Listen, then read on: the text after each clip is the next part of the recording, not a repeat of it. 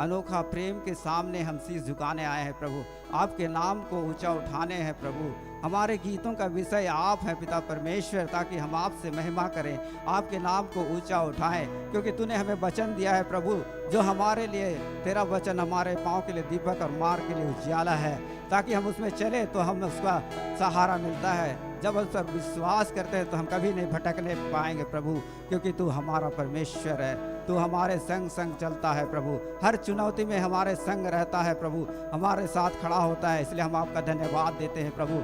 आइए हम सब अपने होठों को खोलकर उसकी स्तुति करें, उसको धन्यवाद देते हैं। पिछले दिनों में जो आपने हमारे लिए किया है उस सब के स्मरण करें और उस महान परमेश्वर को धन्यवाद दें, क्योंकि वो हमारा परमेश्वर है। उसकी स्तुति और आराधना हम करने के लिए आए हैं। वो बीते दिनों के लिए हम धन्यवाद दें कि अपने हाथों को उठाकर उसको धन्यवाद दें, उसके होठों को खोलकर उसकी स्तुति करें, क्योंकि वो हमारा परमेश्वर है, वो हमारा प्रभु है। उसी ने हमें बचाया है और इस योग पर लाया है, इस जगह पे फिर से उपस्थित होने का अवसर दिया है, इसलिए हम इसका हृदय से धन्यवाद करते हैं। धन्यवाद करते हैं महान परमेश्वर, तूने हमें अनुग्रह दिया है। पिछले दिनों में जब हम वहाँ प्रभु जो पाप में पड़े हुए थे, अंधकार में पड़े हुए थे, तब उन्होंने हमें छुड़ाया है प्रभु, और अपने लहू से धोकर हमें शुद्ध और पवित्र करके आपके आराधनालय में, आपके पवित्र स्थान में प्रवेश करने का अनुग्रह दिया है। हे पिता परमेश्वर, इसीलिए हम आपकी आराधना और स्तुति करने के लिए एकत्रित हुए हैं। धन्यवाद देते हैं, धन्यवाद देते हैं पिता परमेश्वर। हाँ, तेरा नाम को ऊंचा उठाते हैं प्रभु, क्योंकि तू महान परमेश्वर है। धन्यवाद देते हैं, धन्यवाद देते हैं। आइए हम सब मिलकर कुछ गीतों को गाएंगे। धन्यवाद देते हैं प्रभु। मेरे गीतों का विषय तू, मेरी आराधना, तेरी महिमा मुझसे हो, यह मेरी कामना है।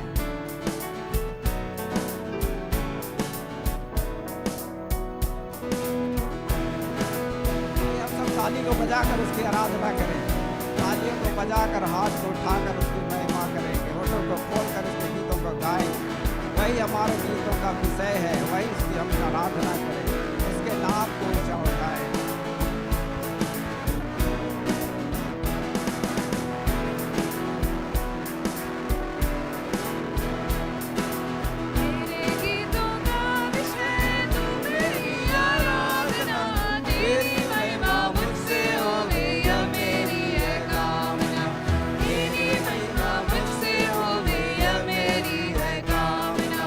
मेरे गीतों का विषय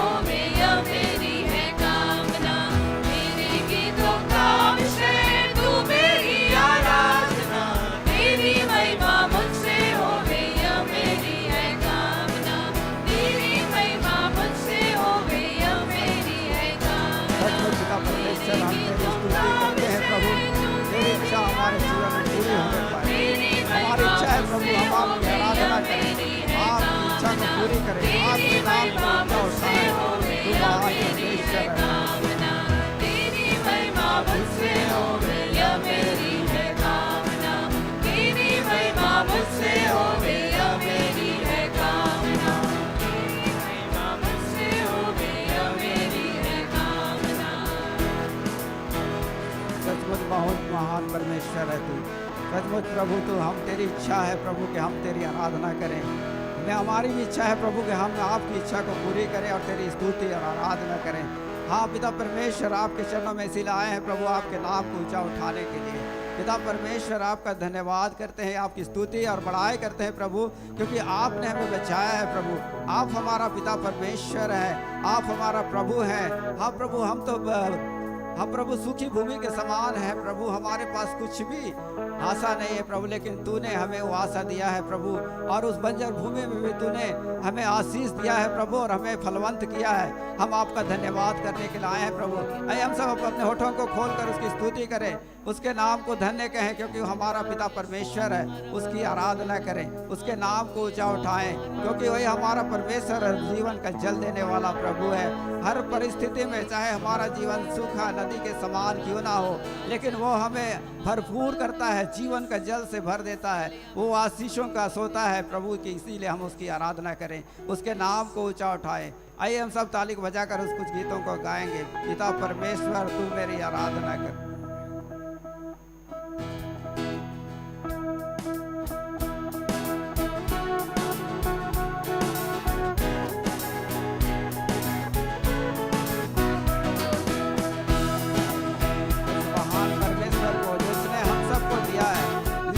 जीवन दिया है, उसकी करुणा सदा की है, उसकी करुणा सदा की, इसलिए उस महान परमेश्वर की हम आराधना करें।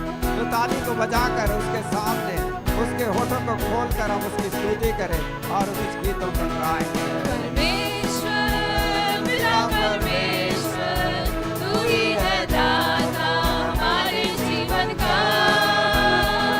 जीवन से भी है उत्तम तेरी करुणा सदा हम पर।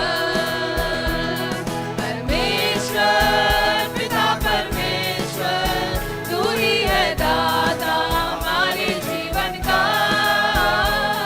जीवन से भी है उत्तम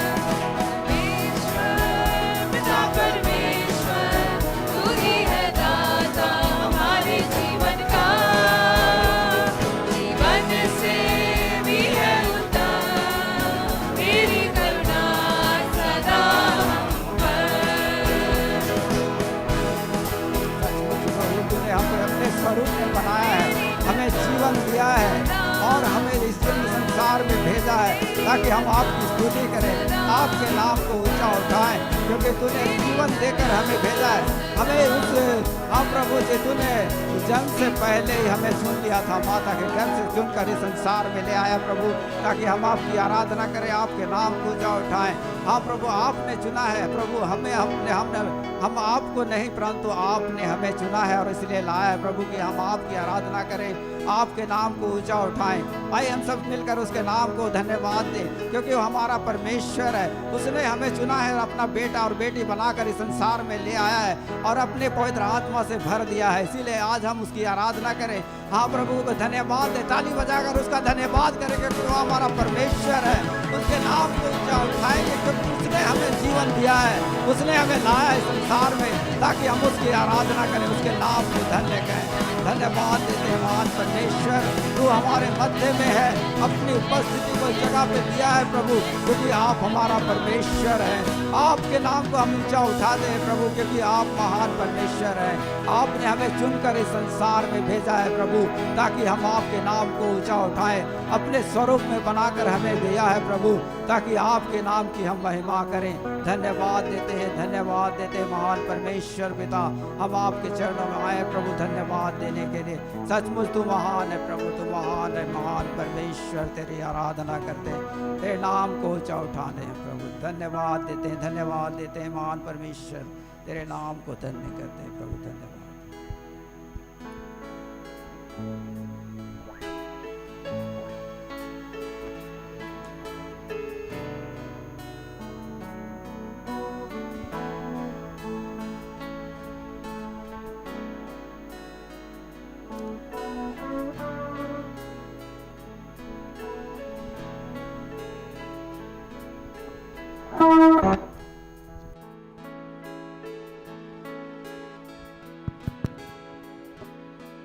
परमेश्वर का धन्यवाद हो। सबको जय मसीह की। आइए हम सब पवित्र शास्त्र से निकालेंगे भजन संहिता, उसका 19 अध्याय और 12 पद, 11 नहीं 12 पद। सब लोग मिलकर एक साथ पढ़ेंगे। भजन संहिता 19 अध्याय 12 पद, सब लोग एक साथ पढ़ेंगे। अपनी भूल चूक को कौन समझ सकता है, मेरे गुप्त पापों से तू मुझे पवित्र कर। हे हमारे स्वर्गीय पिता, हम आपको धन्यवाद देते हैं प्रभु जी, आपके पवित्र नाम को धन्य कहते हैं मेरे परमेश्वर। हे प्रभु यीशु मसीह, आज की इस रोटी को आपके हाथों में सौंपते हैं मेरे परमेश्वर। आप इसे अपने हाथों में ले लीजिए परमेश्वर, और यहाँ जितने लोगों को आपने बुलाया है अपनी इच्छा के अनुसार प्रभु जी, सब लोगों को उस रोटी से खिलाकर तृप्त करिए मेरे पिता। सब लोग तृप्त होकर सिर्फ आपके नाम की महिमा करने पाए मेरे परमेश्वर। आपको सारा आदर, सारी महिमा, सारा सम्मान देते हैं प्रभु जी। यीशु मसीह के पवित्र नाम से इस प्रार्थना को मांगते हैं, ऐसा ही हो। जैसा कि वचन में लिखा है, अपनी भूल चूक को कौन समझ सकता है। यह एक प्रश्नवाचक वाक्य है। परमेश्वर का वचन पूछ रहा है, एक सवाल खड़ा कर रहा है सबके जीवन में। अपनी भूल चूक को कौन समझ सकता है। यहाँ कोई है जो अपनी भूल चूक को समझ सकता है? बाइबल बताती है सारी सृष्टि में ऐसा कोई नहीं जो अपनी भूल चूक को समझ सकता है।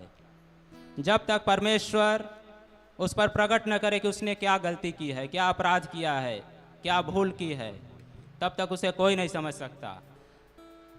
परमेश्वर का अभिषिक्त जन दाऊद, जो कि परमेश्वर के भय में चलने वाला है, वो जब अपराध करता है, पाप करता है, वो खुद नहीं समझ पाता है कि उसने पाप किया है। वो अपने जीवन में आनंद से रहता है। जब परमेश्वर का वचन नातान नबी के द्वारा उसके पास पहुंचता है, तब वो उसको ज्ञात होता है कि उसने क्या पाप किया है, क्या अपराध किया है, और वह परमेश्वर के सामने दंडवत करता है और जो है कि अपने पापों की क्षमा मांगता है, प्रायश्चित करता है, उपवास करता है और परमेश्वर उसे क्षमा करते हैं, उसके पाप से उसे पवित्र करते हैं। जैसा कि आज का वचन है, तो इस वचन से हमें बहुत कुछ सीखने को मिलता है। पहला तो यह है कि हम कभी भी अपनी भूल चूक को नहीं समझ सकते हैं जब तक परमेश्वर उसे हम पर प्रकट न करे। मैं अपने जीवन की कुछ घटनाओं को आपके सामने रखता हूँ। परमेश्वर को जानने से पहले, जब मैं प्रभु यीशु मसीह में नहीं आया था, हमारे जीवन में बहुत समस्याएं थी, या यूँ कहिए कि पूरे जीवन जो है कि समस्या से भरा हुआ था। मेरे मन में बस एक ही प्रश्न उठता था कि जो मैं दुख सह रहा हूँ, जो तकलीफ सह रहा हूँ, इसका कोई कारण होना चाहिए, क्योंकि हमारे जीवन में कुछ भी अकारण नहीं होता है। हर एक, चाहे वो दुख हो चाहे सुख हो, उसका कोई ना कोई कारण होता है। मेरे मन में हमेशा ये प्रश्न उठता था कि आखिर इस दुख का कारण क्या है। कभी किसी व्यक्ति से पूछता था, कभी घर में मम्मी पापा से पूछता था, कभी अपने आप से पूछता था, परंतु मेरे सवाल का जवाब कहीं नहीं मिला। जब मैं प्रभु यीशु मसीह में आया और जीवते परमेश्वर के सामने अपने सवाल को रखा, तब प्रभु ने मुझे बताया कि मैंने क्या भूल की है, मैंने कौन सा अपराध किया है, कौन सा पाप किया है। मेरे जीवन का सबसे बड़ा पाप यही था कि मैं जीवते परमेश्वर से दूर था, अनजान था। मैं जानता ही नहीं था कि परमेश्वर कौन है, करता है। हालेलुया, यीशु आपका धन्यवाद हो। आइए हम लोग अपनी जगहों पर खड़े होंगे और परमेश्वर की आराधना करेंगे। हमारा परमेश्वर जिंदा परमेश्वर है। उसने हम सबको छुड़ाया है, पाप से छुड़ाया है, श्राप से छुड़ाया है, बंधन से छुड़ाया है। आज हम लोग ऐसे ही इस जगह पर नहीं हैं। परमेश्वर का महान अनुग्रह हम सबके जीवन में हुआ है। आइए हम लोग मिल करके उस जिंदा परमेश्वर की हम लोग आराधना करें। हम लोग कुछ गीतों को गाएंगे और परमेश्वर की आराधना करेंगे। यहोवा मेरे, तेरी आराधना करता रहूं मैं सदा। वो हमारा परमेश्वर है, वो आपका परमेश्वर है, वो जिंदा परमेश्वर है।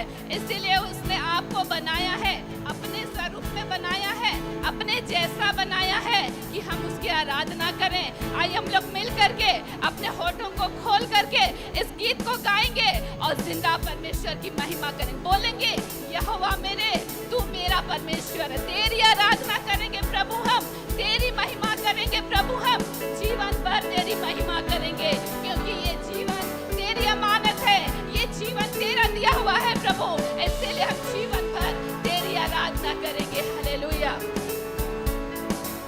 हालेलुया।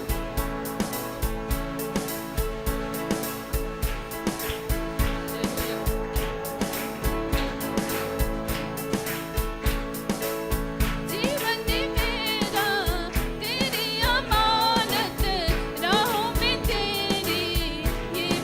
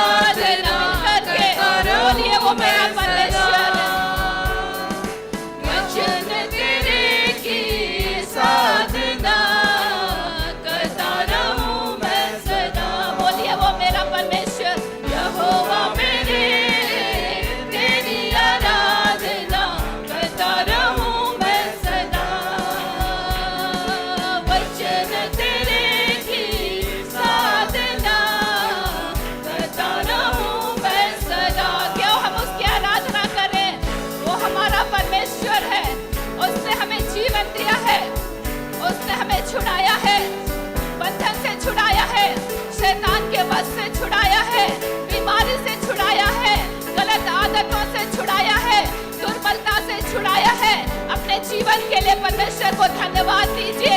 क्यों आप उसकी स्तुति कर रहे हैं, क्यों आप उसकी महिमा कर रहे हैं, क्यों आपका वो परमेश्वर है, वो आपका परमेश्वर है, वो आपका पिता है, वो आपका प्रभु है। उसने अपना जीवन आपके लिए दिया है, उसने अपना लहू आपके लिए बहाया है ताकि हम जीवन पाए, ताकि हम बहुत आयत का जीवन पाए। हमें सत्यानाश के गड्ढे से निकाला है, हमें दलदल के कीचड़ से निकाला है, हमें बंधन से छुड़ाया है, उसने हमें मृत्यु से छुड़ाया है। इसलिए उसकी आराधना करेंगे जीवन भर। यहोवा मेरे, तेरी आराधना करता रहूं मैं सदा। सब मिल करके यहोवा मेरे, तेरी आराधना करता रहूं मैं सदा। वचन तेरे की साधना करता रहूं मैं सदा।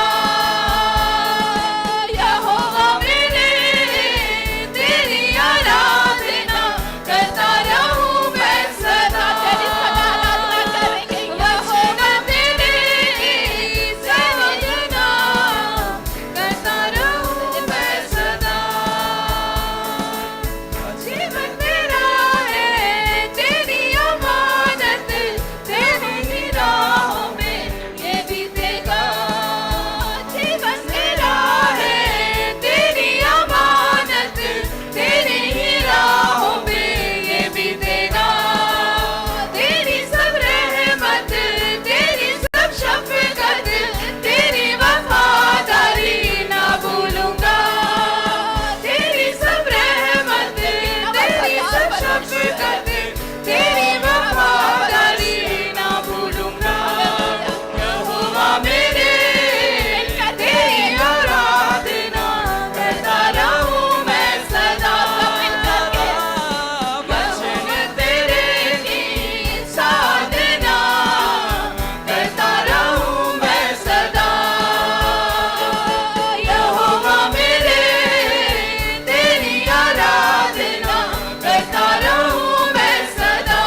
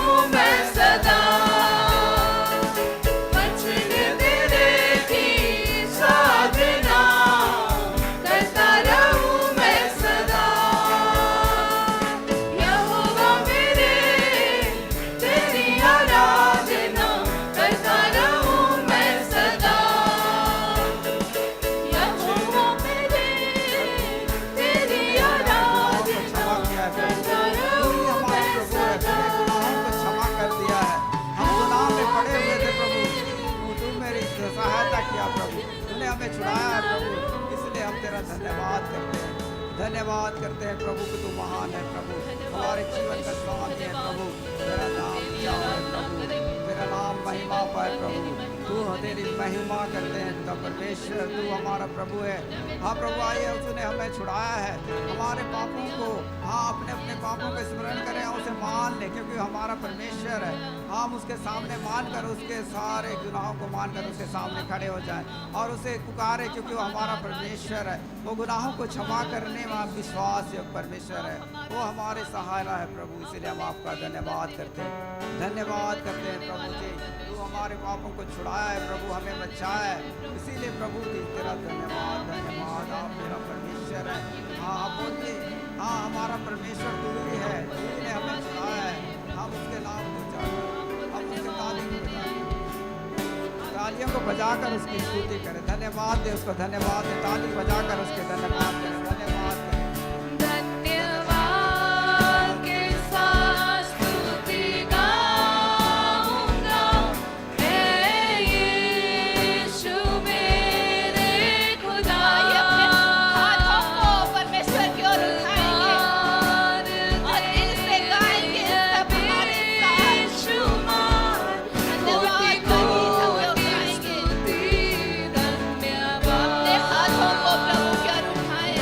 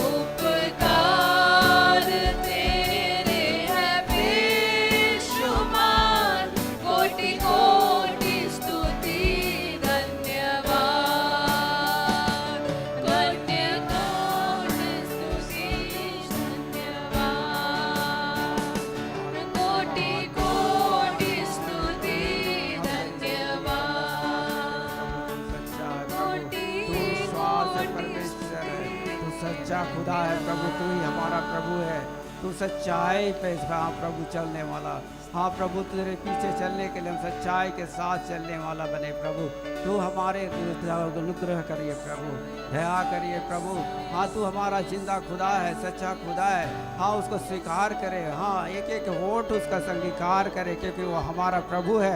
अपने मुंह से बोले कि वो हमारा सच्चा खुदा है, वो मेरा प्रभु है, वो मेरा खोलेंगे, कोई अपने मुंह को बंद नहीं रखेंगे, क्योंकि हम जिंदा परमेश्वर की उपस्थिति में है।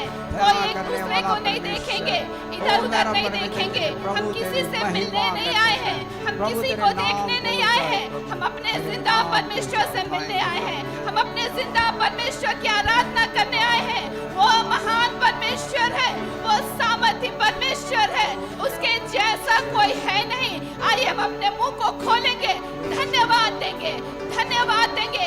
अपने हाथों को हम परमेश्वर की ओर उठाएंगे, कितना अनुग्रह उसने किया। आइए हम सब अपने अपने हाथों को परमेश्वर की ओर उठाएंगे। आइए हम सब अपने हाथों को परमेश्वर की ओर उठाएंगे और कहेंगे धन्यवाद प्रभु, धन्यवाद प्रभु, धन्यवाद प्रभु, धन्यवाद। कितना अनुग्रह किया प्रभु, धन्यवाद। कोई चुप ना रहे और जिंदा परमेश्वर को धन्यवाद दे। कितना भलाई उसने किया है आपके जीवन में, मेरे जीवन में। आज हम जिंदा हैं, ये उसका अनुग्रह है। और आज हम स्वस्थ हैं, ये उसका अनुग्रह है। हम चलने फिरने पाते हैं, ये उसका अनुग्रह है। हाँ प्रभु तेरा धन्यवाद, प्रभु तेरा धन्यवाद। बोलिए मेरे प्रियो, अपने मुंह को खोलिए, बोलिए प्रभु तेरा धन्यवाद। आज के दिन के लिए धन्यवाद। आज हम सबको 7 महीने तक संभाल के रखा। इस 2022 में हमारे जीवन में बड़े बड़े उपकार किए।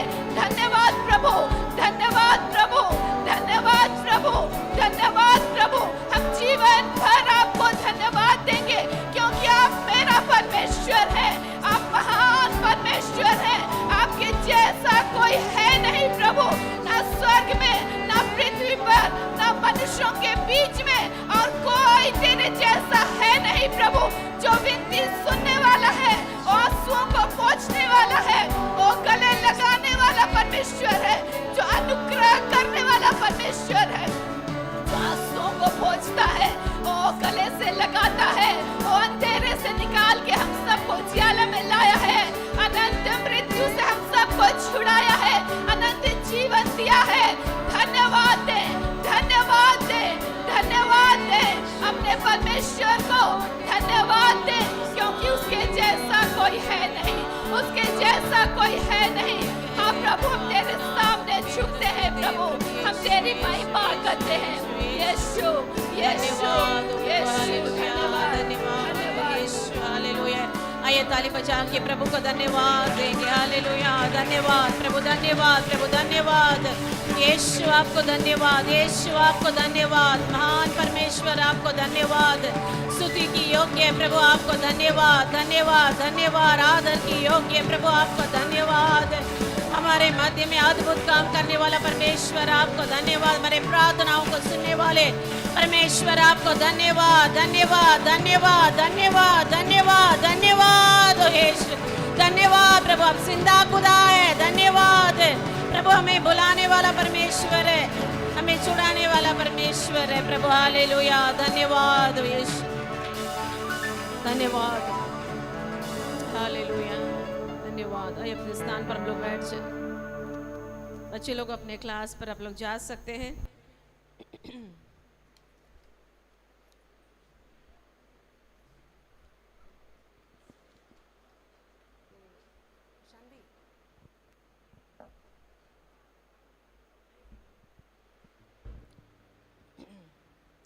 परमेश्वर की स्तुति और महिमा हो। बहुत खुश हैं हम लोग, आप लोग सब आज कलीसिया में आए हैं, क्योंकि जहाँ भैया जी गए हैं लोग बोल रहे हैं बहुत लोग ऑनलाइन आराधना के बाद बहुत आलसी हो गए हैं, है ना। बिस्तर पर लेट के लोग आराधना करने लगे हैं। अच्छा है आराधना, मतलब जो लोग नहीं आ पाते हैं उन लोगों के लिए ऑनलाइन आराधना बहुत अच्छा है। मगर आप लोग के यदि हाथ पैर ठीक है, यदि आप जा सकते हैं, ज़रूर अपने अपनी कलीसिया में जाए। जितने लोग हमारे साथ ऑनलाइन में जुड़े हैं, आप सबसे भी निवेदन है क्योंकि जो आनंद और जो संगति में जो बल मिलता है, जब एक दूसरे के साथ, मंजू सिस्टर आज आई है, बहुत नहीं आ पाती है मगर कोशिश करती है बीच बीच में आने के लिए, ऑनलाइन में वो आराधना करती है हमारे साथ। मगर यदि हम अच्छे हैं, हम जा सकते हैं आराधना करने के लिए, कोई ज़रूरत नहीं आपको दिव्य आश्रम में आके आराधना करना। कहीं भी आपके अगल बगल में जो प्रभु की आराधना जहाँ होती है, ज़रूर आप लोग उसमें शामिल होइए। और आज भैया जी नहीं है हमारे बीच में, भैया जी बाहर गए हैं, मगर आप सबको भैया जी जय मसीह की, जय यीशु बोले हैं और बहुत याद कर रहे हैं आप लोगों को। अभी हम आने से पहले सुबह में बात हुआ था, वहाँ रात हो रही है अभी तो 11 घंटा उन लोग पीछे हैं हम लोगों से, तो शनिवार का रात है अभी वहाँ। तो और सुबह में भैया जी को एकलेसिया में प्रचार करना है, हम लोग प्रार्थना करेंगे प्रभु उनको इस्तेमाल करें। भैया जी को बहुत हम लोग को भी याद आ रहा है, हम लोग को खाना भी याद आ रहा है।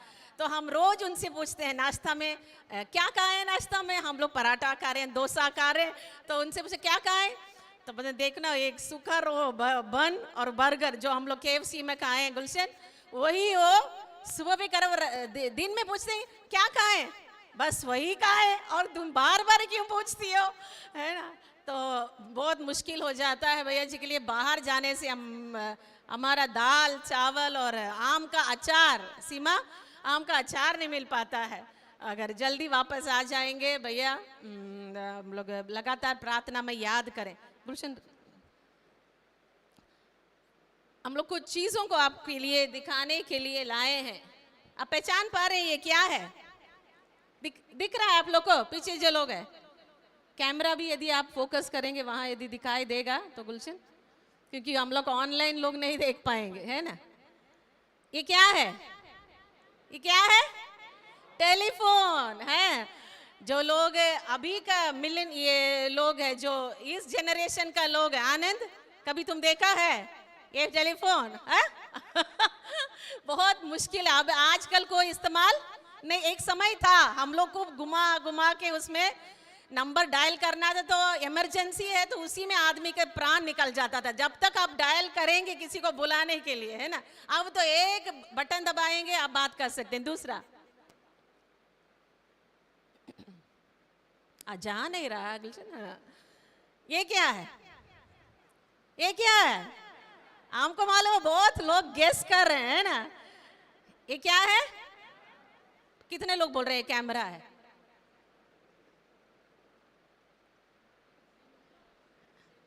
अब जानते हैं कैमरा है, नहीं है तो हमको 100 रुपया देना पड़ेगा हमको।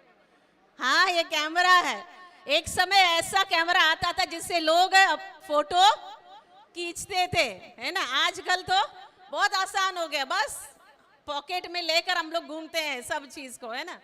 आगे ये क्या है? ग्रामाफोन, है ना, जो क्या चीज के लिए इस्तेमाल होता था?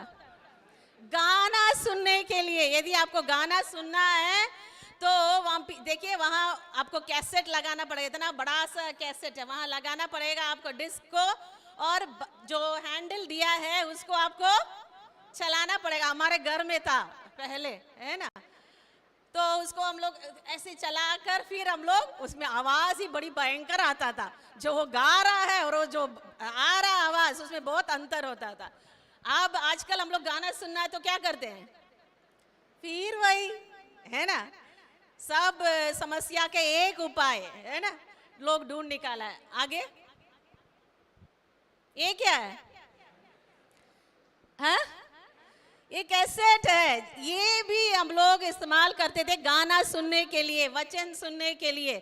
इसका टेप रिकॉर्डर आता था, उसमें लगाए और बटन दबाइएगा तो ये घूमेगा। बहुत बार क्या हो जाता था, फंस जाता था, है ना, रील उसमें, उसके अंदर रील होती थी, फंस जाता था, उसको निकालो। फिर हम लोग कैसेट निकालते थे, हाथ से घुमाते थे, है ना, बहुत तिगड़म लगाना पड़ता था, इस बहुत जल्दी खराब होता था। बस उतना ही है ना गुलशन? एक और है। अच्छा, एक और। ये क्या है? ये क्या है? दिखाई दे रहा है आप लोग को? बबीता ये क्या है? आजकल तो हम लोग कान खुजलाने के लिए हम लोग इस्तेमाल करते हैं ना। एक समय था बड़ा कवि लोग है ना, जितना पुराना सब चीज लिखने वाले लोग, ये पेन था उन लोगों का, ये लोग साई में डुबाते थे और उसी से लिखते थे। भाई हम सोच रहे कितना वो लोग धीरजवंत था। अभी हम लोग पेन पकड़ के लिखने में इतना हम लोग मुश्किल होता है, उस समय डुबा डुबा के कितना दिन चलेगा, कितना देर चलेगा वो साई। मगर ये सब, थैंक यू गुलशन, तो ये इसीलिए हम दिखाएं क्योंकि ये सब मानव के द्वारा बनाया गया, आविष्कार किया गया चीज है। और ये सारी चीज एक दिन आया, एक शब्द इंग्लिश में आउटडेटेड, मतलब उसका डेट, इसका समय क्या हो गया, खत्म हो गया। अब आगे बढ़ गया दुनिया। मगर इस दुनिया में एक ही चीज है जो हजारों साल पुरानी है मगर आज भी कारगर है। आपके हाथ में है, वो उठाकर दिखाइए हमको। इससे हमको पता चलता कौन बाइबल लाया कौन नहीं लाया, है ना। धन्यवाद, हालेलुया। ये ऐसा किताब है जो हजारों साल पुरानी है, इसकी लिखी हुई बात हजारों साल पुरानी है, मगर आज भी आपके समस्या के लिए, मेरे समस्या के लिए एक कारगर है। Hallelujah, hallelujah. All in one. जो भी हमारे जीवन में समस्या है, बहुत बार हम सोचते हैं प्रभु हमारे जीवन में चमत्कार का जरूरत है, प्रभु हमारे जीवन में चमत्कार नहीं कर रहा है, क्यों प्रभु हमारी प्रार्थनाओं को नहीं सुन रहा है। एक बहुत बड़ा रहस्य है मेरे प्रियो। जब यहोशू को परमेश्वर ने बुलाया, मूसा मर गया और यहोशू का अब उस इज़राइल का देश का बाहर को संभालना है, बहुत बड़ा काम है। पूरा कनान को उसको जीतना है, राजाओं को हराना है और उस देश को लोगों के लिए बांटना है। तो बहुत बड़ा काम था उसके लिए, बड़ी प्रभु का अनुग्रह का जरूरत था, सामर्थ का जरूरत था, बुद्धि का जरूरत था, ज्ञान का जरूरत था। मगर परमेश्वर ने उसको एक वायदा दिया, जैसे मूसा के साथ रहूंगा यहोशू, मैं तुम्हारे साथ भी रहूंगा। जो आश्चर्य कर्म मैं मूसा के लिए किया था वही आश्चर्य कर्म मैं तुम्हारे लिए करूंगा। क्योंकि बहुत बार हम सोचते हैं जब परमेश्वर हमारे जीवन में आश्चर्य कर्म करता है, वो कुछ लोगों के लिए, जो लोग गिने चुने लोग हैं, जो बहुत ही भक्ति करने वाले लोग हैं, कुछ परमेश्वर के दास दासी, वही लोग की प्रार्थना से चमत्कार होता है, या कुछ लोग विश्वास बहुत ज्यादा है इसीलिए उनके जीवन में चमत्कार होता है। मगर परमेश्वर ने उस दिन यहोशू को एक रहस्य सिखाया। वो क्या रहस्य है? परमेश्वर ने कहा ये वचन, मतलब उस समय यहोशू के पास एक किताब नहीं था, मगर जो परमेश्वर का दिया हुआ वचन, परमेश्वर का बोला हुआ वचन, वो वचन को तुम पकड़े रहो, थामे रहो। तो आज सबके लिए ये शिक्षा है। हमारे जीवन में हम आगे बढ़ना चाहते हैं, रुकावटें बहुत है, हम चाहते हैं प्रभु हमारे लिए चमत्कार करें, मगर यदि जब तक हम परमेश्वर का वचन का आदर करना नहीं सीखेंगे, परमेश्वर का वचन को सुनना, उस सुनने का समय को आदर करना नहीं सीखेंगे, हमारे जीवन में परमेश्वर का कार्य हो नहीं पाएगा। पिछले सप्ताह हम बैठे हुए थे यहाँ, और यहाँ से अच्छा व्यू दिखाई देता है ना, आप लोगों को देखने का। और 3 लोगों को देखें, 3 लोग सो रहे थे, बस 3 ही लोग को हम देखे, है ना, उतना ही हम देख पाए वचन के समय। वो भी भैया जी प्रचार कर रहे हैं। अब जो भैया जी बाहर गए हैं ना, ये भैया जी इसीलिए गए हैं ताकि वचन का प्रचार करने के लिए भैया जी को वो लोग बुलाए हैं, पैसा देकर, भाड़ा देकर, लाखों रुपया खर्च किए हैं भैया जी के पीछे। क्यों? यहाँ से अमेरिका जाना आना कितना टिकट लगेगा, आप लोग गूगल में आकर देख सकते हैं। क्यों लोग बुलाए भैया जी को वहां? वचन सुनने के लिए। और हमारे लिए मुफ्त में भैया जी यहाँ है, हर सप्ताह यहाँ है। और हम लोग वचन सुनते समय हम लोग क्या कर रहे हैं? एक जन को हम उठाए, बोले उठो जाओ, मुंह धोकर वहीं पीछे बैठो, है ना। एक चीज जो हमको नहीं पसंद है वो है वचन का अनादर करने वाले उस समय का है ना। यदि हम सब कुछ कर लें अपने जीवन में, यदि वचन को हम आदर करना नहीं सीखे, वचन का प्रचार करते समय, क्योंकि यही है मेरे प्रियो, यही हमारा चमत्कार का चाबी है, यही हमारा उद्धार का चाबी है, इसी में हमारा आशीष है। हम लोग को आशीष चाहिए, हम लोगों को चंगाई चाहिए, हम लोगों को उद्धार चाहिए, हम लोगों को ये चाहिए वो चाहिए, मगर उसके लिए जो परमेश्वर ने उपाय किया है, परमेश्वर के वचन है, इसको हम लोग क्या कर देते, रख देते। तो आज हम लोग, ये मेरा विषय नहीं था, मगर हम सोचे आप लोगों से ये शेयर करें। हाँ, हम लोग थके हुए लोग हैं, हाँ हम लोग बहुत बार ध्यान नहीं लगा पाते हैं, मगर हमको ध्यान लगाना है। यदि हमको बचना है, यदि हमारे जीवन में आशीष चाहिए, यदि हमको परमेश्वर का हाथ हमारे ऊपर चाहिए, तो हमको उसका वचन को आदर करना सीखना है। वही है हमारा रहस्य। और जैसे परमेश्वर ने यहोशू से वायदा किया, आप जाके पढ़िएगा, यहोशू ने कितना बड़ा बड़ा चमत्कार यहोशू के लिए परमेश्वर ने किया। उसने एक ही काम किया, जो परमेश्वर ने बोला उसका आज्ञा माना, वचन को तामे रहा। समस्या आई, संकट आई, परेशानी आई, निराशा आया, अपने ही लोग परेशानी किया, उस सब से परमेश्वर उसको विजय दिया, और जो काम के लिए परमेश्वर ने यहोशू को चुना था उसको पूरा कर पाया। हालेलुया। आज हम लोग निकालेंगे वचन से दूसरा पत्रस। इस पत्री से हम लोग, ये 3 ही अध्याय है, आज हमारा अध्ययन इसी पत्री पर है। इसलिए यदि आपको नींद आ रही है या आप ध्यान नहीं लगा पा रहे, खड़े हो जाइए अपने जगह पर और बैठ जाइए, है ना, या अपने आप को क्या करिए, हैं? हम लोग क्लास में जब बैठते थे, जब नींद आती थी तो क्या करता, यदि सोएंगे तो क्या पड़ेगा, मार। आजकल के बच्चों लोग को तो मार नहीं पड़ा है टीचर लोग से, है ना। हम लोग जब पढ़ते थे, टीचर लोग आती थी बड़ी सी, है ना, चड़ी लेकर, चड़ी इतना मोटा चड़ी होता था और टेबल पे वो रखा रहता था। टीचर को देखकर डर लगता था, नहीं लगता, वो चड़ी को देखकर सब लोग डर जाते थे, नींद उन सब गायब हो जाता। उसके बावजूद नींद आ जाता था तो हम लोग क्या करते थे, अपने आप को छुट्टी, है ना, छुट्टी करते थे। इसलिए आज आप लोग का केवल अपने लिए नहीं, यदि बगल में, आपके बगल में कोई सो रहा है तो अब क्या करिए, उनको, सुनील, गुलशन सो रहा होगा तो क्या करो, छुट्टी कर दो, है ना।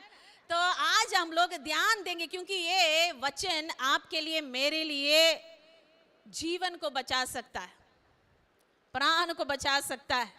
यदि ऐसा कोई चीज है जो हमारे लिए प्राण को बचा सकता, कोविड आया, लोग क्या नहीं किया अपने जीवन को बचाने के लिए, घर बेच दिया, जमीन बेच दिया, लाखों रुपया वो लोग खर्च कर दिया, केवल एक व्यक्ति का घर में किसी तरह उसका जान बच जाए। इसीलिए यदि हम वैसे प्रभु के वचन को लेंगे, हम प्रभु के साथ आगे चल पाएंगे। ये दूसरा पत्रस परमेश्वर यीशु मसीह का 12 चेलों में से प्रधान चेला वही था। परमेश्वर ने उसी को चुना था उस झुंड को संभालने के लिए। और जब नया नियम में देखेंगे, पत्रस के द्वारा लिखा हुआ 2 ही चिट्ठी है। पौलुस ने अधिकतर पत्रियों को लिखा, मगर पत्रस के द्वारा केवल 2 ही चिट्ठी है।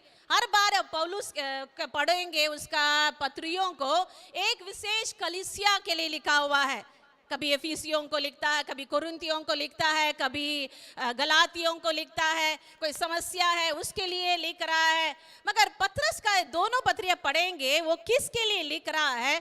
यदि आप मेरे साथ निकालेंगे पहला पत्रस, उसका पहला अध्याय और पहला पद, उसमें से लिखा है, पत्रस की ओर से जो यीशु मसीह का प्रेरित है, उन परदेशियों के नाम जो पुंतुस, गलातिया, कप्पदोकिया, आसिया और बिथुनिया में तितर बितर होकर रहते हैं। किसके लिए लिख रहा है? सब लोग, उस समय का ये, it was a known world, उस समय का ये दुनिया था।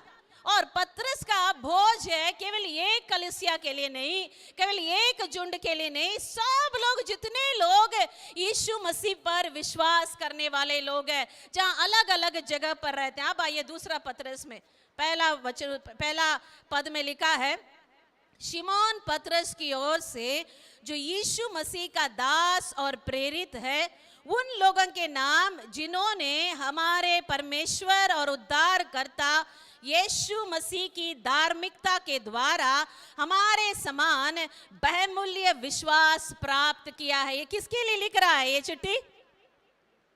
ये किसके लिए है? हर एक लोग जो यीशु मसीह पर विश्वास किए हैं, है ना? आप यीशु मसीह पर विश्वास किए हैं? हम छुट्टी काटेंगे, हाथ सोएंगे नहीं अगले बार, है ना? इतना बोलने के बाद मेरे ही आगे बैठकर आप सो रहे हैं, है ना? छुट्टी काटेंगे जरूर। तो ये किसके लिए पतरस लिख रहा है? विश्वासियों के लिए। कौन है विश्वासी? यहाँ कोई है? यहाँ कोई है विश्वासी? जगा हुआ विश्वासी कोई है? सब लोग जगे हुए हैं, है ना? आज हम बोले भैया जी, आज किसी को हम सोने नहीं देंगे। कहाँ गुड्डू? गुड्डू आपको बोले थे तमन्ना को एकदम आगे आपको बैठाने के लिए, आपको पीछे बैठा है। ठीक है, कोई बात नहीं, हम देख रहे हैं आपको। पिछले सप्ताह हम गुड्डू को ही देखकर ये प्रचार, ये सब सामान उमान सब जुगाड़ करना पड़ा हमको, है ना? गुड्डू, ये सब के लिए, आज का वचन सब के लिए है जो लोग यीशु मसीह पर विश्वास करते हैं। और ये एक महत्वपूर्ण पत्र है। क्या है ये? क्यों ये हम लोगों के लिए, आपके लिए महत्वपूर्ण है? क्योंकि ये पतरस का अंतिम चिट्ठी है। अब पतरस उम्र हो गया है, वो अब मरने वाला है। और ये कैसे हम जानते हैं? यदि 13 और 12 पद से पढ़ेंगे, वहां शीर्षक ही है पतरस का अंतिम समय, है ना? ये 13 पद कोई पढ़िएगा, पहला अध्याय का 13 पद।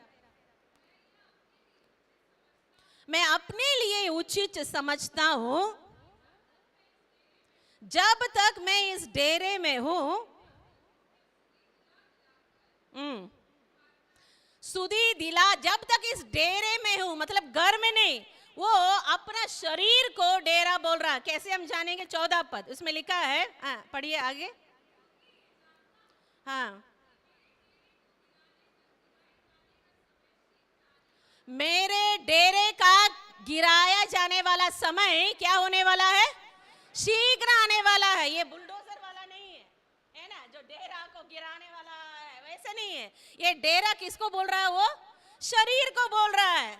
मेरा शरीर, जल्दी से मैं शरीर को छोड़ने वाला हूं। ये डेरा है, एक दिन हमको हमारे स्थायी घर में पहुंचना है। जब हम इस शरीर को छोड़ेंगे, एक नया शरीर हमको मिलेगा। जितने लोग यीशु मसीह पर विश्वास करते हैं, हम हर एक को, परमेश्वर का वायदा है, जब हम इस डेरे को छोड़ेंगे, ये शरीर को त्यागेंगे, एक नया शरीर मिलेगा जिसमें ना बीमारी होगी, जिसमें ना कोई दाग होगा। जो हम लोग कोसते हैं अपने शरीर को, अरे हम बहुत मोटे हैं, हम बहुत दुबले हैं, हम बहुत काले हैं, हम गोरे हैं, या मेरा दांत ऐसा है, उस समय कोई समस्या नहीं होगा, क्योंकि ऐसा महिमामय शरीर परमेश्वर देने वाला है। सुधा हंस रही है। सुधा, सब का सब सुंदर शरीर, सब लोग सुंदर दिखेंगे।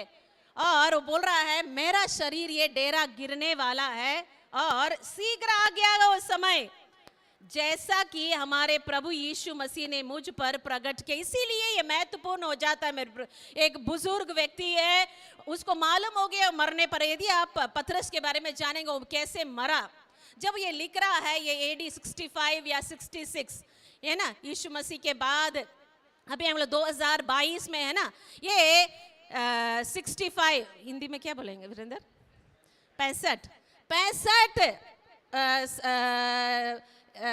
इसमें वर्ष में लिखा हुआ ये पत्री है। और उस समय पतरस का मृत्यु कैसे हुआ? चर्च ट्रेडिशन कहता है, पतरस को नीरो, एक रोम का सम्राट था नीरो, उसने जब मसीह लोगों के विरुद्ध में उसने एक बहुत बड़ा सताव उस समय शुरू किया था। जितने लोग यीशु मसीह पर विश्वास करते जो रोम में हैं, और रोम के अलग अलग साम्राज्य में, उन लोग को पकड़कर उन लोग, कुछ लोगों को जिंदा जला दिया जाता था, कुछ लोगों को क्रूस पर चढ़ाया जाता था। और उसी समय काल में पतरस का भी मृत्यु हुआ। वो यीशु मसीह के लिए अपना प्राण को उसने त्यागा। और जब लोग कहते हैं, जब ये उसको क्रूस पर चढ़ाने के लिए लोग ले जा रहे थे, तो पतरस ने एक निवेदन रखा। ये नहीं कि प्रभु हम मरना नहीं चाहते, हमको छोड़ दीजिए, मगर उन लोगों को देखकर उसने कहा, मैं अपना प्रभु के समान क्रूस पर चढ़ने के लिए योग्य नहीं हूं, इसलिए हमको उल्टा क्रूस पर आप चढ़ा दीजिए। तो उसका निवेदन के अनुसार उसको उल्टा क्रूस पर चढ़ा दिया गया।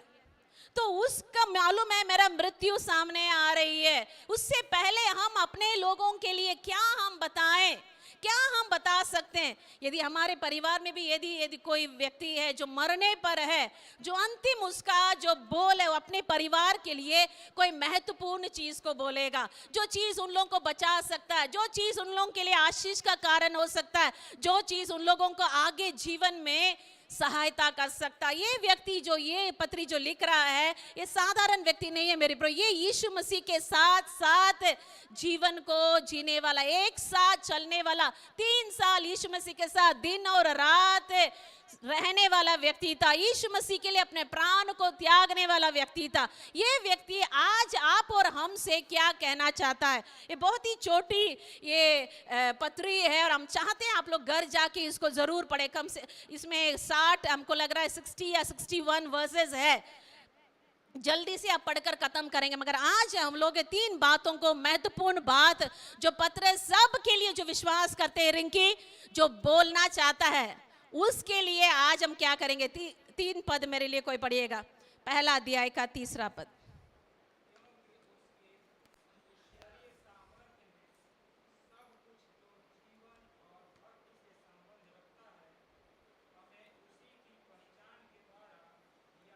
हालेलुया। इसमें लिखा है यीशु मसीह को जब हम ग्रहण करते हैं, इसमें लिखा है जो कुछ हमारे लिए जरूरत है, हमारे जीवन के लिए जो जरूरत है, प्रभु ने क्या कर दिया है, हमको दे दिया है। बोलिए, दे दिया है, दे दिया है। जो कुछ हमारा जरूरत, उसमें लिखा है जीवन के लिए, भक्ति के लिए, मतलब इस दुनिया के संसार का जो जरूरत है उसके लिए भी, और आत्मिक जीवन है उसके लिए भी, जो कुछ हमारे लिए जरूरत है प्रभु हमें दे दिया है। अब बोलिए, दुनिया के जीवन में क्या क्या जरूरत है हमको जीने के लिए, क्या क्या जरूरत है। कुछ नहीं जरूरत है आप लोग को। बाप रे, इतना संतुष्ट लोग दुनिया में दिव्याश्रय का ही लोग होगा, है ना। आप लोग को कोई जरूरत नहीं, हमको तो बहुत बड़ा लिस्ट है प्रभु के पास, हम देते हैं रोज, है ना। कुछ है सबसे पहले, बोले सबसे पहले खाना, कुछ हो या ना हो, सबसे पहले खाना। तो खाना खाने के लिए क्या करना पड़ेगा, हाँ उसको बनाना है। तो उसको बनाने के लिए क्या करना पड़ेगा, खरीदने के लिए क्या करना पड़ेगा, हाँ पैसा चाहिए। यदि खाना चाहिए तो हम लोगों को काम चाहिए, यदि काम नहीं मिलेगा तो खाना भी नहीं मिलेगा। तो हमारे जीवन में जो कुछ जरूरत है, खाना है, कपड़ा है, काम है, या हमारे व्यक्तिगत जरूरत है, हमारे शारीरिक चंगाई है, हमारा जीवन में जो जरूरत पूरी नहीं होती है, सब कुछ है एक तरफ। और दूसरा तरफ पतरस कह रहा है हमारा भक्ति के जीवन के लिए, भक्ति के जीवन के लिए, परमेश्वर के साथ चलने के लिए, आत्मिक जीवन के लिए हमको क्या क्या जरूरत है। बोलिए, आप ऐसे मत करिएगा, है ना। ये करना है तो बाहर चले जाइएगा, मुंह धो के आकर बैठिए, है। सबसे पहले क्या करना चाहिए आत्मिक जीवन के लिए, आत्मिक जीवन के लिए क्या चाहिए, हाँ नहीं सुनाई दे रहा हमको, आप लोग डरे हुए लग रहा है? गुलशन हमेशा बोलते भाभी जी डांटती है ना। अच्छा चीज के लिए डांट सुनना अच्छी बात है। तो वचन में लिखा है यदि हमको परमेश्वर में बढ़ना है, आज हम लोग वही सीखने वाले। बहुत बार हम सोचते हैं कलीसिया आ जाना काफी है, प्रार्थना कोई मेरे लिए कर देगा वो काफी है, स्तुति आराधना हम लोग सीख लिए हैं, हम लोग गा लेते हैं वो काफी है। नहीं मेरे प्रियो, बहुत चीज है जो जीवन में है जो हम और आपको चाहिए। इसमें लिखा है जब परमेश्वर ने हमें सब कुछ यीशु मसीह में दिया है, और उसमें वचन में एक चीज लिखा है उसी की पहचान के द्वारा, यदि हम यीशु मसीह को नहीं पहचाने हैं तो हमारे आत्मिक जीवन में हम कोई भी कदम आगे नहीं बढ़ पाएंगे, एक भी कदम नहीं बढ़ पाएंगे। जब हम लोग मरकुस का अध्ययन कर रहे हैं, एक बहुत बड़ा समस्या यीशु मसीह का सेवकाई में जो लोग कर रहे थे, कौन कर रहे थे? शास्त्री और फरीसी लोग। और वो लोग ज्ञानी लोग था, वचन को पूरा पूरा ज्ञान था, मगर वो लोग यीशु मसीह को पहचान नहीं पाया। वो लोग वचन का ज्ञान था, वो लोग पूरा पूरा रट कर, यदि किसी फरीसी को अब खड़ा कर देंगे, शास्त्री को खड़ा कर देंगे, एक फुल स्टॉप और कमा नहीं छोड़ेगा, वो पूरा रटेगा। पांचों किताब, पहला पांचों किताब बाइबल का, उन लोग को वही बाइबल था उस समय, पूरा 5 किताब इतनी बड़ी बड़ी लिखा हुआ है मूसा के द्वारा, मगर उन लोग को याद था। भजन संगीता उन लोग को याद था, हर एक भविष्यवक्ता का भविष्यवाणी याद था, यशाया, यिर्मयाह, एजेकियल, मीका, सब कुछ। तो भी उन लोगों के ज्ञान के द्वारा वो लोग यीशु मसीह को नहीं पहचान पाया।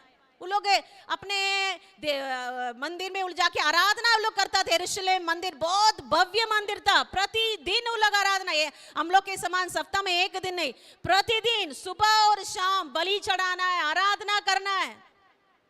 ये सब करने के बाद भी वचन में लिखा वो लोग यीशु मसीह को नहीं पहचाना। हमारे जीवन में बहुत बार बहुत रुकावटों को हम सामना करते हैं। हो सकता है हम आज तक प्रभु को जैसा वो है हम लोग ने नहीं पहचाना।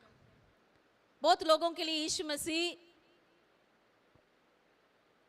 जैसे इच्छा पूरा करने वाला कोई चीज है ना। गूगल ने एक आविष्कार किया, अलेक्सा, है ना।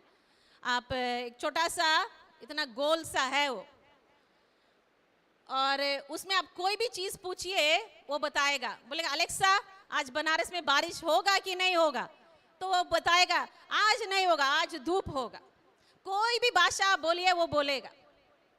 आप पूछिए आज कोई गाना सुनाओ, हिंदी में सुनाओ गाना, हिंदी में, इंग्लिश में सुनाओ, इंग्लिश में, मतलब जो कुछ। आज पूछेंगे आप भारत का प्रधानमंत्री कौन है, वो छोटा सा इतना सा तो है, मगर वो तुरंत बता देगा, है ना। अब कोई भी ऐसा देश बोले जिसका नाम हमारे मुंह से हम लेते लेते परेशान हो जाएंगे, चेकोस्लोवाकिया, उसका प्रधानमंत्री कौन है, तब भी वो अलेक्सा बता देगा, है ना। तो बहुत बार जब हम विश्वासी लोग यीशु मसीह को उस अलेक्सा के समान हम इस्तेमाल करते हैं। हाँ प्रभु अभी हमको चंगाई चाहिए, प्रभु हमको ये समस्या ठीक होना है। क्या हमने पहचाना वो कौन है? जब प्रथम कलीसिया को हम लोग देखते हैं, चिन्ह और चमत्कार प्रतिदिन होता था। प्रेरितों का काम हम लोग अध्ययन कर रहे हैं ना, प्रतिदिन हो रहा है चिन्ह और चमत्कार, प्रतिदिन लोग कलीसिया में जुड़ रहे हैं। केवल चिन्ह और चमत्कार के कारण वो लोग नहीं जुड़ा, परमेश्वर का वचन का था। जब पतरस प्रचार किया, लोगों ने उसे ये नहीं पूछा चंगाई पाने के लिए हम क्या करें, क्योंकि आजकल जितने लोग कलीसिया में आते हैं, अधिकतर लोग हम क्यों आते हैं, हमारे जीवन में चंगाई चाहिए। मगर प्रथम कलीसिया में अब देखिए, जितने लोग यीशु मसीह के पास आया, जितने लोग कलीसिया में आया, एक ही कारण था। वो लोग जब पतरस प्रचार कर दिया खड़ा होकर, यीशु मसीह उद्धार करता, यीशु मसीह तुम्हारे श्राप का वही समाधान है, यीशु मसीह तुम्हारा पाप से तुमको छुटकारा दे सकता है, तो लोग उससे खड़ा होकर एक प्रश्न पूछा। बहुत सुंदर प्रश्न है बाइबल में, वो है उद्धार पाने के लिए हम क्या करें। वो लोग हृदय में छेद गया।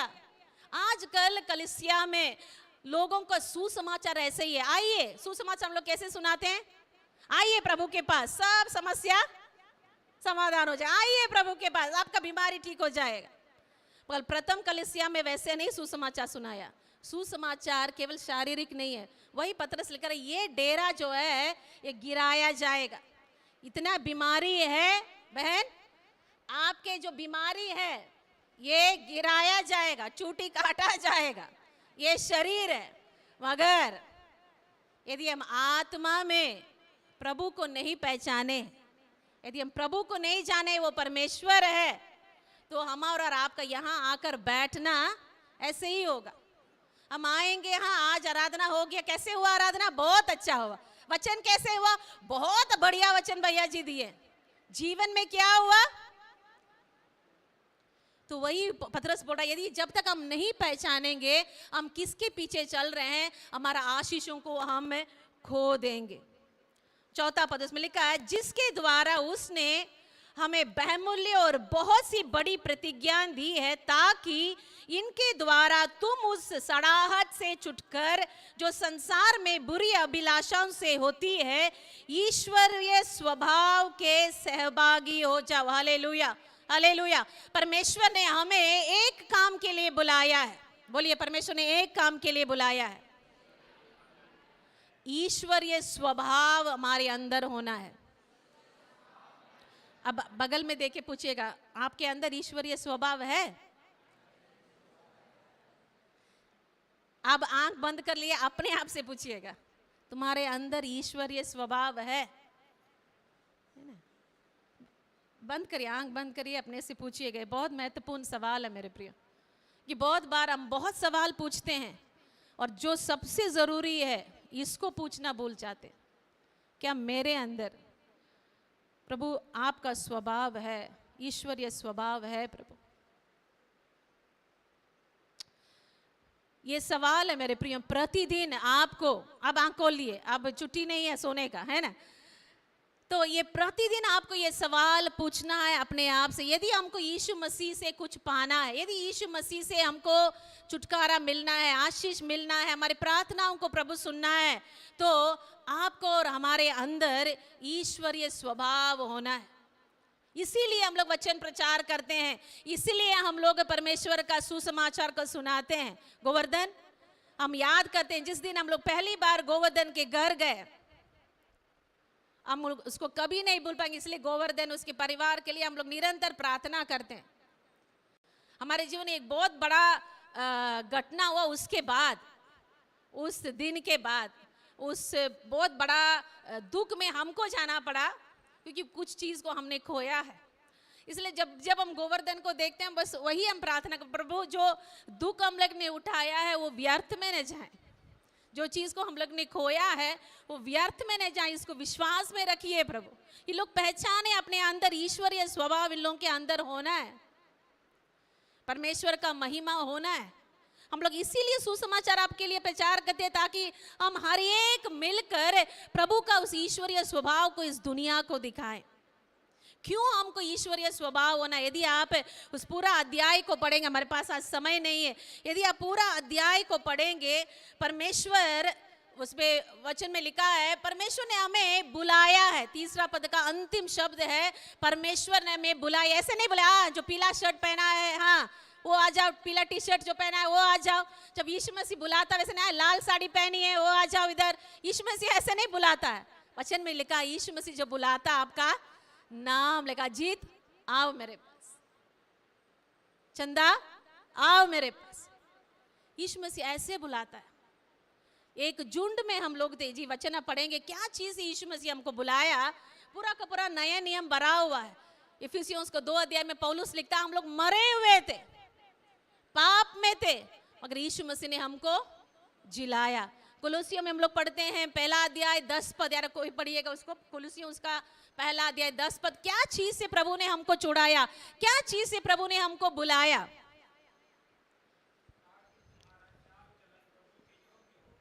कुलुसियों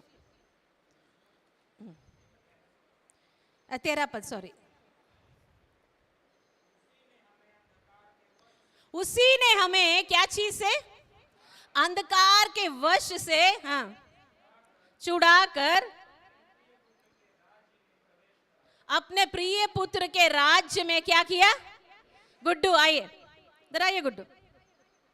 परमेश्वर, वचन में लिखा है, परमेश्वर ने क्या किया? हमें बुलाया। जब परमेश्वर बुलाता है, ऐसे ही बुलाता है, नाम लेकर। प्रभु को मालूम है गुड्डू कौन है, जैसे हमको मालूम है गुड्डू की पत्नी का नाम क्या है, गुड्डू का बच्चा लोग कौन है, गुड्डू क्या काम करता है, गुड्डू का माँ कौन है, भाई लोग कौन है, उनका परिवार हमको मालूम है कि नहीं? वैसे ही परमेश्वर को, बैठिए गुड्डिया, आज गुड्डू हम लोग का चीफ गेस्ट है ना। तो प्रभु ने जैसे हमने बुलाकर इसको यहाँ बैठाया, हम लोग सब लोग ऐसे ही थे एक दिन। वचन में लिखा पौलुस, हम लोग अंधकार में थे, मृत्यु में थे, बीमारी में थे, श्राप में पड़े हुए थे, तब परमेश्वर ने हमको बुलाया। जब हम लोग गोवर्धन के घर गए, उस कितना साल हो गया, 10 साल हो गया गोवर्धन, उस समय गए तो उसने एक वाक्य बोला, भाभी जी इतना साल के बाद पहली बार मैं नया कपड़ा पहना हूं, नया धोती, है ना, याद है आपको? हमको याद है गोवर्धन। वो बोला इतना साल श्राप में, इतना दुष्ट के बंधन में हम लोग थे, खाना खा नहीं पाते थे हम लोग, ऐसा परिस्थिति था। पर जब से प्रभु मेरे जीवन में आया, प्रभु ने मेरे जीवन में आशीष दिया। तो जब प्रभु हमें बुलाता है मेरे प्रियो, वो अंधकार से हमें बुला लिया है, श्राप से हमें बुला लिया है। पूरा पत्रस का आप उसको पढ़िएगा, जब परमेश्वर ने हमें बुला लिया है, हमको फिर वापस उसी में नहीं जाना है। बहुत बार हम बुलाकर गुड्डू को बैठा दिए, मगर धीरे धीरे गुड्डू क्या करेगा? उठिए गुड्डू, उधर चली जाइए। वहां जाके फिर वहां क्या करेगा? वहीं बैठ जाएगा और हाथ उठाइए, हाथ उठाकर प्रभु आप महान हैं, प्रभु आप धन्य हैं करते रहेगा, स्तुति करेगा, महान प्रभु आप है, छुटकारा देने वाले, धन्यवाद प्रभु आपको छुटकारा आपने दे दिया। मगर प्रभु ने छुटकारा देकर कहां उसको लाया? इस जगह पर लाया, यहां बैठाने के लिए। मगर गुड्डू कहां चला गया? फिर वापस। ये केवल गुड्डू ने, हम सब के लिए। इसलिए बोले जब हम प्रभु को ग्रहण कर लिए, जब प्रभु को पहचान लिए, जब प्रभु का बुलाहट को हम सुन लिए हैं, हम और आपको कैसी चाल चलना है। पहला कुरिन्थियों उसका पहला अध्याय 2 पद पढ़िएगा। पहला कुरिन्थियों उसका पहला अध्याय और दूसरा पद।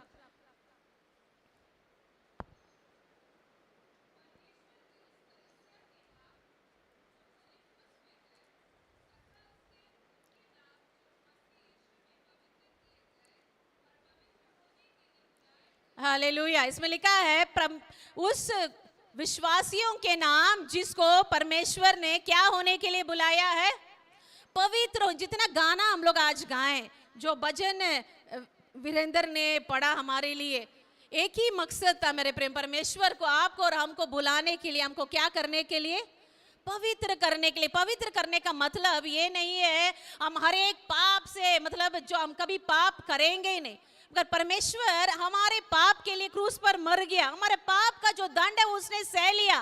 पाप का दंड हम नहीं सहेंगे, मगर परमेश्वर में यदि हमको चलते रहना, उस उद्धार के दिन तक हमको बने रहना है, तो अपने आप को हमको परमेश्वर में पवित्र रखना। इसका मतलब है अलग रहना। जो कलीसिया, जो शब्द आज हम लोग कलीसिया सब यूज करते हैं, ये एक यूनानी शब्द से आता है, एक्लीसिया।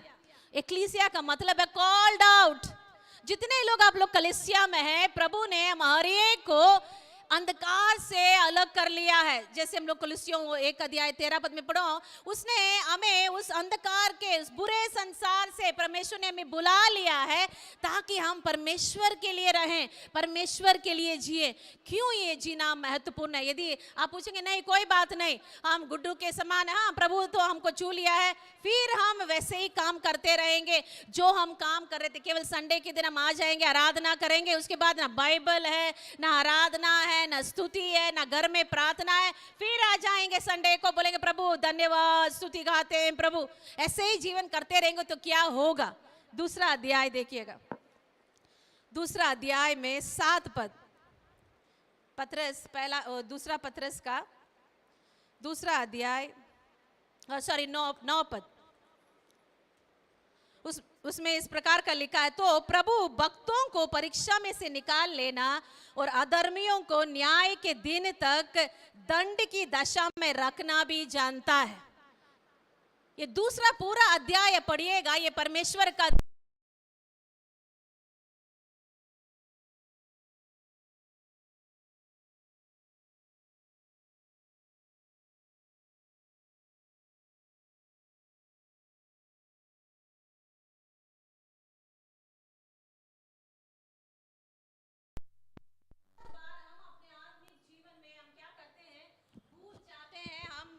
हमको परमेश्वर ने क्यों बुलाया है।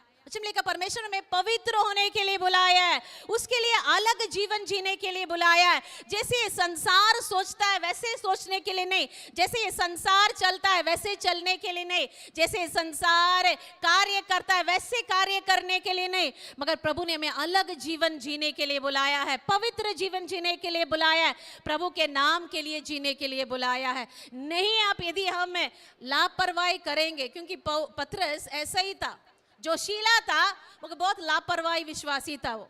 जब जब यीशु मसीह उसके सामने कोई परीक्षा का लाया, हमेशा वो फेल हुआ है। जब पानी पर वो चल रहा था तब यीशु मसीह से बोला तो, प्रभु यदि आप है तो हम क्या करें, हम चलेंगे पानी पर। क्या किया, एक दो कदम चला, उसके बाद फिर वो दुनिया को देखने लगा, फिर डूब गया। ये केवल पतरस का नहीं, हमारी एक का समस्या है। प्रभु को बोलते, प्रभु हम बहुत बड़ा काम आपके लिए करेंगे, हम आपके पीछे पीछे पहले चलेंगे। सोमवार ठीक किए, मंगलवार ठीक चल रहे हैं, फिर बुधवार को क्या हो गया, ऐसे थोड़ा सा अपने पुराने रीति में हम लोग चले गए। कोई यहाँ बुलाया, कोई वहां बुलाया, कोई बोल रहा है ये समस्या ठीक होना है, तुमको वहां जाना है, यहाँ जाना है। तो बुधवार को हम लोग क्या कर लिए, अपना रास्ता बदल गए। फिर शुक्रवार होते होते होते होते फिर याद आ गया, नहीं नहीं नहीं, हमको दिव्याश्रय जाना है। फिर हम गाड़ी घुमाए अपना, संडे के दिन दिव्याश्रय में बैठ गए। उन लोगों के लिए पतरस का ये चेतावनी है। क्या है इसमें लिखा है 4 पद में, क्योंकि जब परमेश्वर ने उन स्वर्ग दूतों को जिन्होंने पाप किया नहीं छोड़ा, ध्यान से सुनिएगा, स्वर्ग दूत जो पाप किया परमेश्वर ने उन लोग को छोड़ दिया, नहीं छोड़ा। 5 पद, प्राचीन युग के संसार को भी उसने नहीं छोड़ा। 6 पद, सोदोम और अमोरा के नगरों के विनाश का ऐसा दंड दिया।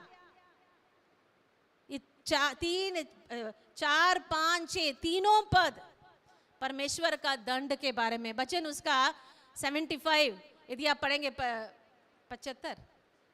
75 का 7 पद में लिखा है, हमारा परमेश्वर न्याय करने वाला परमेश्वर। बहुत बार हम परमेश्वर को आशीष देने वाला परमेश्वर, आंसुओं को पोंछने वाला परमेश्वर, वाचा बांधने वाला परमेश्वर, हम लोग चंगाई देने वाला परमेश्वर, हाँ ये सब सच है, परमेश्वर सब कुछ करता है।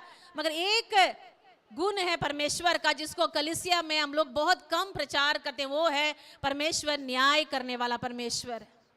इज अ राइचियस जज, वचन में वही लिखा है। यदि आप पढ़ेंगे प्रकाशित वाक्य 20 अध्याय 11 और 12 पद, वहां लिखा एक दिन आने वाला है, इस दुनिया के सामने सिंहासन लगेगा।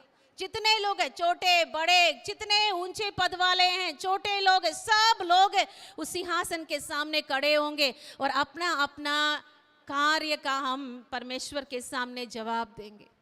उसमें लिखा है हमारे किताब खोला जाएगा, हर एक के लिए परमेश्वर के पास एक किताब है, मेरे नाम पर एक किताब है। जो कुछ हमने किया है मेरे जीवन में, सब कुछ इस किताब में लिखा हुआ है। हो सकता है हम लोगों को हमें नहीं बताते हैं, लोगों को कोई नहीं मालूम है मेरे जीवन में क्या हम पाप किए हैं, आज हमारे जीवन में स्थिति क्या, आप लोग को नहीं मालूम। मगर एक किताब है परमेश्वर के हाथ में जिसमें सब कुछ परमेश्वर लिख रहा है। और एक दिन वो किताब खोला जाएगा, और किताब खोला जाएगा, केवल आपको पढ़कर नहीं सुनाया जाएगा। वचन में लिखा है सारे लोगों के सामने उसको पढ़कर सुनाया जाएगा, हमारे जीवन का कहानी क्या है, और वो उस समय न्याय होगा। इब्रानियों उसका 4 अध्याय 13 पद में लिखा है परमेश्वर के सामने कुछ भी चीज छिपा नहीं है।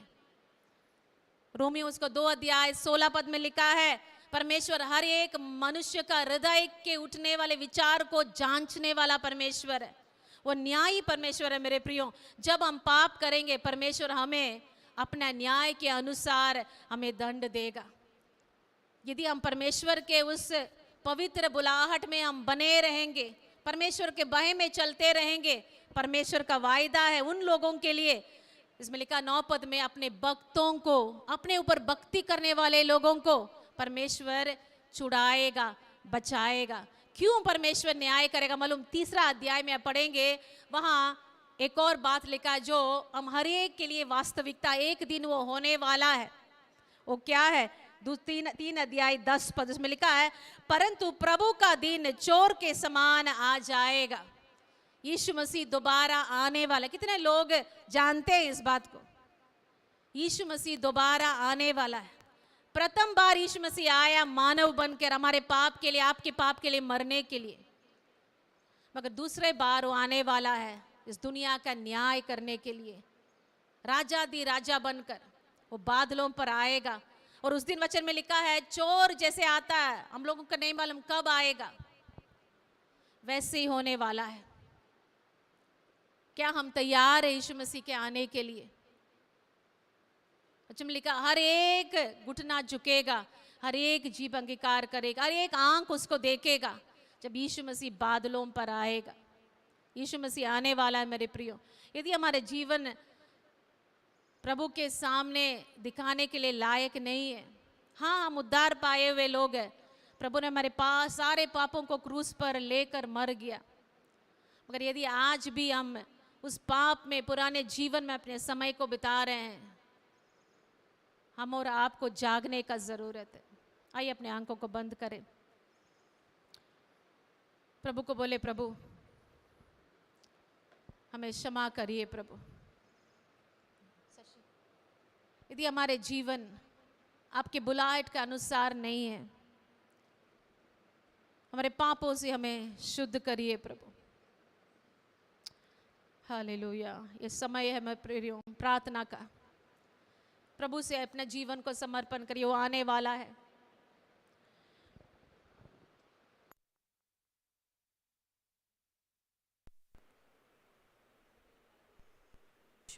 धन्यवाद देते हैं प्रभु। आइए हम लोग अपने जीवन को समर्पण करेंगे और धन्यवाद देंगे अपने परमेश्वर को। आज उसने अपने वचन से हमसे बात किया है, उसने हमें अपने वचन के द्वारा रास्ता दिखाया है, हमें कैसा जीवन जीना है। दुनिया की एकमात्र पुस्तक है जो हमें ये बताती है कि हमें कैसा जीवन जीना है। इस दुनिया को छोड़ने से पहले हमें परमेश्वर के साथ कैसा चलना है, इस दुनिया में कैसा चलना है। परमेश्वर का धन्यवाद करते हैं। प्रभु तेरी स्तुति हो, प्रभु तेरी स्तुति हो। धन्यवाद देते हैं प्रभु, तेरी महिमा करते हैं। आज हम एक बार फिर से हम अपने जीवन को समर्पण करते हैं प्रभु। प्रभु हम अपने जीवन को, जो आप सब कुछ देखते हैं प्रभु, जानते हैं, कुछ भी बातें छिपी नहीं है प्रभु, आपके सामने हम समर्पण करते हैं प्रभु। ऐसी कोई भी बात, ऐसा कोई भी स्वभाव, ऐसी कोई भी आदत प्रभु जो आपको पसंद नहीं है प्रभु, आज हम आपके सामने प्रभु हम मान लेते हैं प्रभु। हम अपनी शक्ति से हम उसे सुधार नहीं सकते प्रभु, हमें आपका अनुग्रह चाहिए प्रभु, हमें आपका अनुग्रह चाहिए प्रभु, हमें आपका अनुग्रह चाहिए प्रभु। दया कर दीजिए मेरे परमेश्वर, दया कर दीजिए प्रभु। आपके लिए जीवित और पवित्र और भावता हुआ, आपके लिए ग्रहण योग्य जीवन जीने के लिए सहायता कर दीजिए मेरे परमेश्वर, क्योंकि आप पवित्र हैं और आप पवित्रता पसंद करते हैं प्रभु। आप पाप से तो घृणा करते हैं, लेकिन पापी से प्रेम करते हैं। और हमें ये सिखाते हैं प्रभु कि जैसा आप पवित्र हैं, वैसा ही हमें पवित्र बनाना चाहते हैं। आइए मेरे प्रियो, हम अपने जीवन को समर्पण करें और बोले, प्रभु आइए मेरे जीवन में, आइए प्रभु मेरे जीवन में, चलाइए प्रभु मेरे जीवन को, मेरी अगुवाई कीजिए प्रभु। जैसा जीवन आप चाहते हैं वैसा जीवन जीने के लिए सहायता कर दीजिए मेरे परमेश्वर। आपको धन्यवाद देते हैं प्रभु, आपकी महिमा हो। यीशु धन्यवाद, धन्यवाद यीशु, धन्यवाद यीशु।